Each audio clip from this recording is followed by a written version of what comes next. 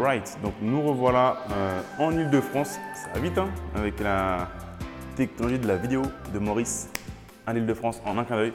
Donc nous voici dans le cinquième, je crois que c'est le cinquième et dernier projet qu'on va voir aujourd'hui. Encore une fois dans le but de vous inspirer, j'en ai d'autres, mais le but donc voilà, le temps est précieux. En termes de patrimoine immobilier, je suis autour un peu plus de 2 millions d'euros de patrimoine d'actifs nets. C'est-à-dire que si je revends tout ce que j'ai et qu'on on rembourse les crédits qui courent, ce qui me reste en net après impôt, c'est un peu plus de 2 millions d'euros pour le moment.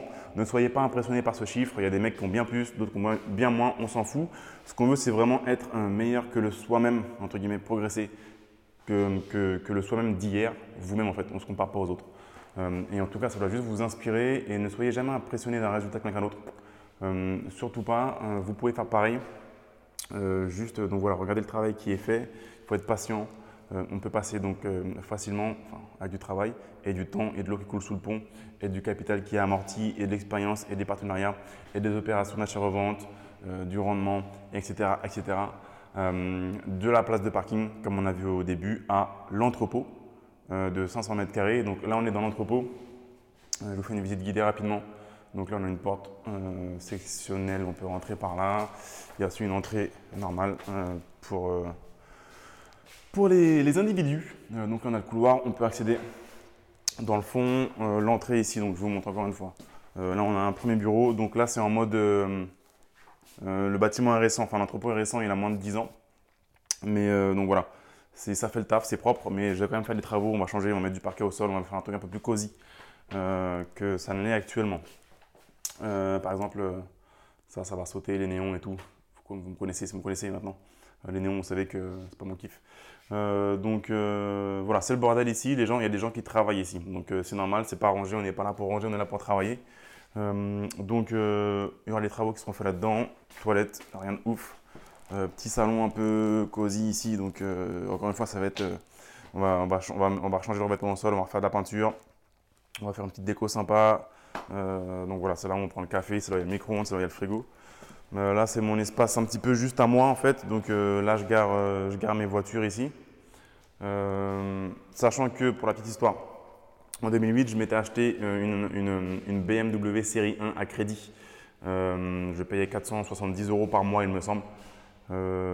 C'était une grosse connerie parce que ça m'empêchait d'investir par la suite. Mais bon, comme j'avais culpabilisé un petit peu, je me suis dit, allez, c'est quoi, je vais quand même acheter une place de parking pour compenser la place de parking que vous avez vue tout à l'heure. Donc voilà, les erreurs qu'on fait au début, on ne les fait plus après avec l'expérience. Donc celle-ci a été achetée cash, bien sûr, et l'entrepôt, acheter cash également. Bon, c'est pas forcément une bonne idée d'acheter cash, mais c'est bien aussi d'avoir des loyers pleins parfois. Quand on a des biens sans crédit dessus, c'est bien d'avoir des loyers pleins parce que après, donc voilà, déjà, le cash flow rentre en masse chaque mois. Et aussi par rapport à la banque, après la banque, elle ne blague plus avec vous quand vous avez des loyers pleins qui rentrent comme ça, des actifs assez importants où il n'y a plus de crédit dessus. Là, ça vous donne vraiment une puissance assez considérable par rapport aux banques. Ça, si vous débutez en immobilier, pas de panique, vous y viendrez. Donc là, c'est le boxon encore une fois. Donc là, c'est mon espace. Ça, c'est mon garage pour les voitures. En fait, le délire, c'est que je n'ai pas trouvé de place de parking pour garer la voiture. Donc, je me suis dit, je vais carrément acheter un entrepôt. Ça fera le taf. Et là, on a un monte-charge. Ici, là, on a un monte-charge et on peut monter des choses avec le transpal ici. Ici, on a un rideau, c'est plutôt cool. On peut le fermer comme ça. On peut le fermer, comme ça, on peut laisser là ouvert. Les gens ne voient pas forcément à l'intérieur. Et le genre de voiture qui est ici. Donc, le monte-charge très pratique. Ça rajoute vraiment de la valeur à l'entrepôt. Donc, il est en haut. Je ne pourrai pas le sortir. Il faudrait que je l'appelle. Là, on a un plateau de 2 fois 250 mètres carrés, donc 500 mètres carrés. Si on monte en haut, parce qu'on ne peut pas monter en bas de toute façon. Donc, pareil, on a un bureau là-haut. C'est mon préféré parce que là, il y a plus de lumière. Voilà, vous savez, hein. Un étage, boum, direct plus de lumière. Vous voyez la différence? Pareil, bordel. Donc là, pareil, ça va être décoré. Ça va être peint, revêtement au sol. Là, c'est un cactus que j'ai depuis plus de 10 ans. C'est bien, bonhomme, il tient bon. C'est un truc acheté chez Truffaut, mais il tient bon. Là, on a un petit bureau. Là, on rentre dans la surface stockage en haut.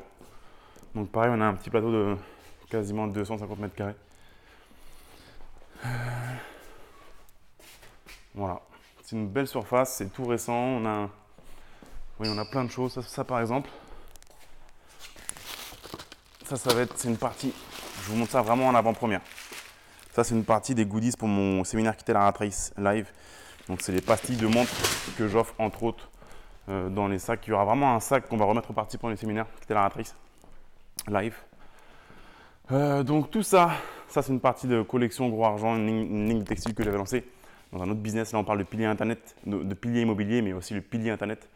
Ça, c'est une partie des résumés des LS. Donc, je fais des synthèses de livres papier. Donc, j'envoie du papier, j'adore le papier, par la poste.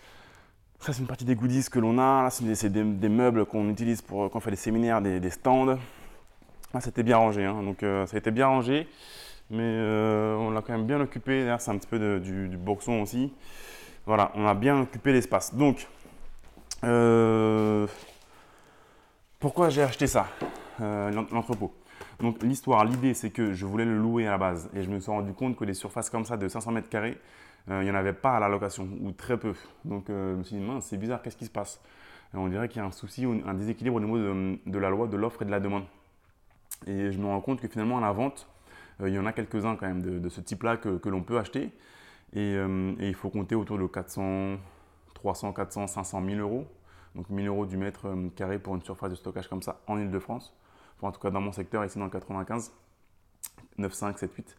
Et je me dis, c'est bizarre. Donc, je me dis, il y a un déséquilibre. Et en fait, j'ai compris après que la conjoncture actuelle fait que donc tu as plein d'entrepreneurs qui voudraient acheter ce genre de locaux pour leur entreprise, des traiteurs par exemple, des mécaniciens, plein de business, plein de gens qui veulent se lancer ou continuer, des entrepreneurs en maçonnerie par exemple, des plombiers qui ont besoin de surface de stockage. Mais en fait, les banques ne leur prêtent pas, ne veulent pas leur financer. Et donc, du coup, moi, ce bien-là, par exemple, il est resté quand même assez longtemps en vente. Et il y a 3 personnes qui étaient venues, qui ont fait des offres d'achat au prix. À chaque fois, la banque leur a dit non. Ils ont dû, du coup, ils n'ont pas pu acheter ce bien-là en question. Donc, il y avait un traiteur dans le lot, il y avait un garagiste et l'autre, je ne sais plus ce que c'était. Donc, je me suis dit, c'est bizarre quand même. Si j'achète ce truc-là, je le mets en location, je pense que il y a une demande qui est forte. Et ce n'est pas parce que le mec, justement, la banque ne veut pas lui prêter l'argent pour investir qu'il ne peut pas se permettre de payer le loyer avec son business. Au contraire. Donc voilà, on verra plus tard au sujet de la banque. Bientôt, je vais balancer un podcast dans les jours qui viennent au sujet notamment du financement de la banque. Si la banque ne veut pas vous financer, quoi faire? Donc voilà, j'ai acheté ça et le truc, c'est que j'aurais pu le louer à quelqu'un, mais je me le suis loué à moi-même, ou plutôt à une de mes entreprises. On fait souvent ça, vous verrez plus tard, si vous débutez encore une fois, vous le ferez aussi par la suite. Vous avez plusieurs business et parfois vous aurez un business qui va louer un bien immobilier qui appartient à un autre de vos business. Cet entrepôt-là ne m'appartient pas à moi directement, entre guillemets, il appartient à ma foncière. Donc c'est une SAS, mais la SAS m'appartient à moi. Donc voilà, en gros il m'appartient, mais c'est via une entreprise. Et cette entreprise qui m'appartient a loué cet entrepôt à une autre de mes entreprises qui m'appartient, même 2 en fait à vrai dire. Et donc voilà, elle paye un loyer, elle se partage un loyer, les 2 boîtes, de 33 000 euros par an. 33 000 euros par an, hors taxe, hors charge, de loyer qui tombe chaque année avec ce bien-là. Sachant que c'est payé rubis sur l'ongle, puisque c'est moi, entre guillemets, le locataire. Mais ça m'a servi, ça me sert pour mes autres business, comme on peut voir ici par exemple. Mais j'aurais pu facilement trouver un locataire, une autre entreprise qui pourrait louer cet entrepôt-là dans cet ordre de prix, sachant que j'ai vraiment pris le loyer moyen. Je n'ai pas fait un loyer de 1000 balles par an par exemple pour ne pas risquer quoi que ce soit avec le fisc.